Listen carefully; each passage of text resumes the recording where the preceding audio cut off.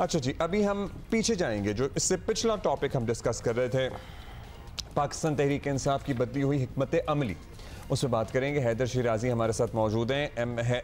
हैदर, बताइएगा, रऊफ हसन को तो हटा ही दिया बेचारों को ओहदों से, मतलब अब नहीं, हैदर पहले ये बताएं, क्योंकि हम ये सुनते आते हैं कि इसको हटा दिया फिर वो वापस आ जाता है। मरवत साहब के साथ तो 36 बार हो चुका है, कभी वो आए कभी गए। तो अब इनको हटा दिया है बानी पीटीआई ने, ये उनको शायद कोई नई जिम्मेदारी भी दी गई है। हैदर हमें कंफर्म करेंगे, क्योंकि बानी पीटीआई ने जब सबने तमाम राब्ते मुनक़ता करने का ऐलान किया था, उसके बाद रऊफ हसन साहब ने दोबारा से सौड़ पेशकश की थी, फिर बानी पीटीआई बरहम हुए। वहाँ क्या हुआ एक्चुअली? देखिए, जब से रऊफ हसन गिरफ्तार हुए थे तब से ये उन्होंने और पार्टी ने फैसला किया था कि वो बतौर तर्जमान काम नहीं करेंगे, क्योंकि पार्टी में गिरफ्तारी के बाद ये आवाजें आ रही थी कि एस्टेब्लिशमेंट के साथ नरम रवैया इख्तियार किया जाए, रवैये में तब्दीली होनी चाहिए।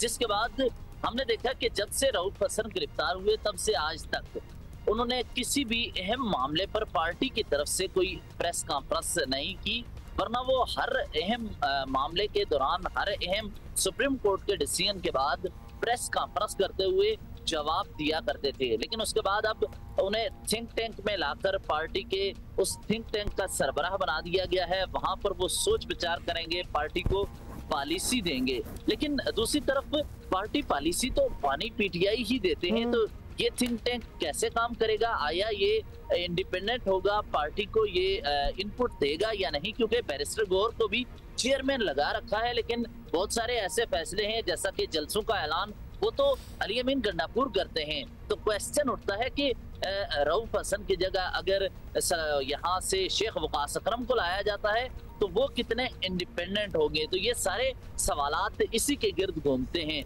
लेकिन जहां तक पार्टी की मौजूदा सूरत-ए-हाल का ताल्लुक है, तो अब वो डिसीजन जो लेते हैं, जैसा कि अली अमीन ने कहा था कि मियांवाली और रावलपिंडी में जलसे होंगे। मियांवाली का तो जलसे के हवाले से बानी पीटीआई ने कहा, मैंने कहा नहीं, तो आपने क्यों ऐलान किया? उसके बाद रावलपिंडी जलसे का उन्होंने कहा कि रावलपिंडी जलसा होगा। लेकिन कल जिस वक्त अडयाला में उनके साथ बानी पीटीआई से मुलाकातें हुई तो उन्होंने दोबारा कहा कि हम वो पिंडी का जलसा भी खत्म करते हुए एहतजाज की तरफ बढ़ रहे हैं, हम सिर्फ एहतजाज करेंगे। तो आज सुप्रीम कोर्ट के सामने वो खुला एहतजाज करेंगे, जबकि रावलपिंडी का जलसा मनसूख होते हुए वहां पे सिर्फ एहतजाज होने जा रहा है। तो इस तरह ये पार्टी स्ट्रेटजी बदल रही है। और दूसरा ये कि पार्टी की सीनियर क़यादत ये समझती है कि एस्टेब्लिशमेंट से बातचीत होनी चाहिए, हमें अपने रवैये नरम करने होंगे। ये सिर्फ एक रहनुमा नहीं बल्कि मुतअद्दिद पार्टी के सीनियर रहनुमा बशमूल पार्लिमानी पार्टी, हाँ, लेकिन नॉट अमीन गंडापुर साहब, बिल्कुल वो कोई नरमी नहीं लाएंगे। Anyway, Haider Shirazi, thank you for being with. अच्छा जी, चलें, ये तो ज़रा शिफ्ट हो रही हैं चीज़ें जो कि हम एक्सपेक्ट कर सकते हैं इस पार्टी से। Will keep you post.